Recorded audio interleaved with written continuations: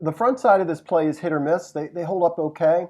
Michael Pierce right over the center is going to be able to drive the center back into the backfield, stay square to the line of scrimmage for the most part, and avoid getting reached. Justin Ellis gets blown off the ball, driven downfield, but we'll look at this from the other side. He still is working to squeeze that play and use the blocker to fill there. Jihad Ward does a nice job here setting the edge. Again, a little bit like Michael. He's able to get penetration in the backfield, set the edge this way, and you can see him kind of breaking off or shedding this tight end to make a play on the ball carrier. Ball carrier at this point has cut it back. When we look for this from this side, we'll watch Justin Ellis here. You're going to see him get driven off the football, but he's still working his hands. He's still trying to get ahead of this reach, even though he's downfield, and trying to squeeze and drive 76 into that gap. And that's going to close. That coupled with Jihad Ward getting off this block and Pierce's penetration here. And backside is what we want to focus on, because backside goes all kinds of wrong here. Fort, to my mind, or at least to my eye, is the A-gap or backside A-gap player here. This cutback happens in large measure because he's going to overreact here, and he's going to jump a gap instead of taking on this block here. You can see this hole start to open up, and I wonder, Henry right here is reading a linebacker is what it looks like, and you can see LJ is easily cut off.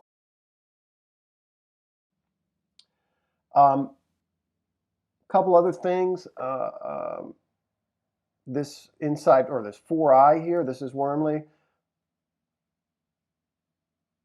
My sense is they want him to stay square and avoid getting reached. That seems obvious.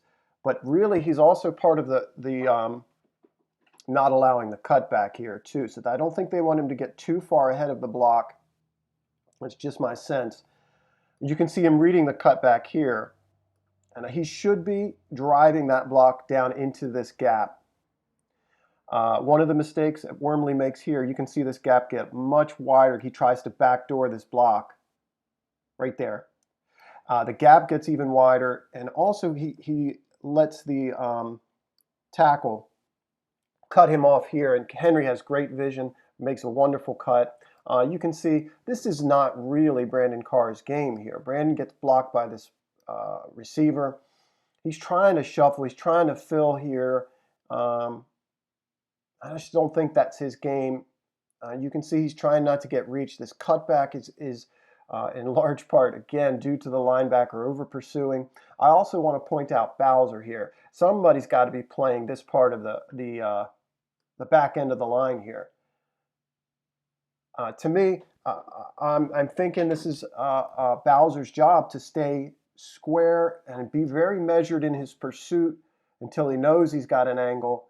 But he gets very far upfield here. You can see him cut back to try to catch Henry, and he just can't make it. But watch how far he is upfield. If he's square here and just kind of squeezing down in a measured way, and the quarterback keeps, he's going to be able to get out on that. He's athletic enough to get an angle on the quarterback this way. So you don't want to over pursue down the line here, but you still want to stay a little bit more flat. So I think the linebacker's a big deal. Wormley opening up the back door here, or the front door by going back door. The safety getting blocked, and Bowser getting wide here. You see Earl Thomas coming downhill here. This is his job. He's got a good angle here on the back, but the back just makes a really, really nice lateral move here. So it's Earl versus Henry at this point. He's 235, 240, somewhere in there. He's 200. He's got 5.5 inches on him. So I'm not sure why a stiff arm in the NFL is that big a deal to people. But I want to point out that he's about 8 yards out from the sideline here, is Henry. And that Earl Thomas does exactly what he's supposed to. He's trying to beat that arm down and away, and he just got there. but he manages to get high on his shoulder here, keep his balance. That coupled with Henry not being able to stop himself from kind of pushing off again, he gets driven out of bounds. Does he pick up another 5 yards? Yeah, probably, from the stiff arm. But make no mistake about it, Earl Thomas has got to get him out of bounds here. That's what he's trying to do. This is a home run, folks. This is a home run if Earl Thomas doesn't make this play. This is a touchdown. This is a cutoff on the only backside pursuit there is. And if he doesn't make this play, doesn't keep his balance, doesn't continue to high shoulder him there, and get him out of bounds, that's a touchdown. Does anybody remember, because I didn't, what happens at the end of this drive? They punt. So several plays later, Tennessee, for all the ballyhoo about this play, several plays later they're forced to punt.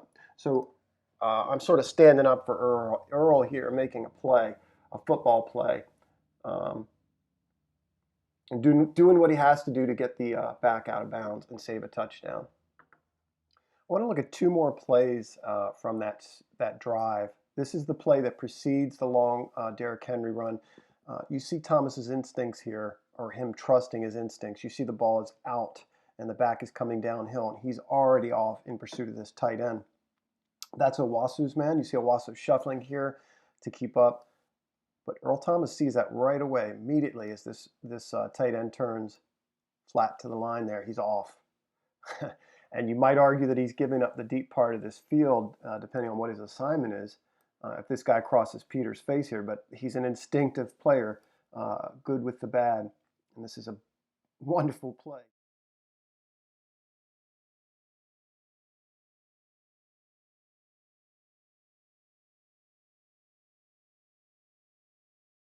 It's 3rd down and 6, the same drive. Note Earl Thomas's eyes to this bunch.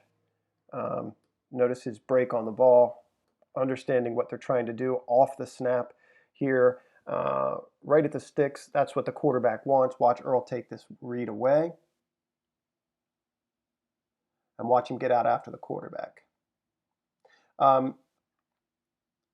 Yeah, there's a chance that the quarterback can outrun Judon here and pick up this 1st down if he doesn't keep running after taking that cross away. Watch the quarterback's eyes here. Watch Earl. You can see him at the top.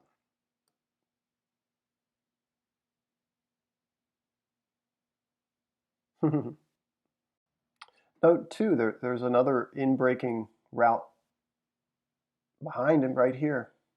So not only does he take this over-the-ball cross away, might be inadvertent, but he's taken away this read too. It looks like this guy beat Humphrey inside, and then he pursues him, almost forcing a turnover here. If Bowser can just get his head around a little bit more there.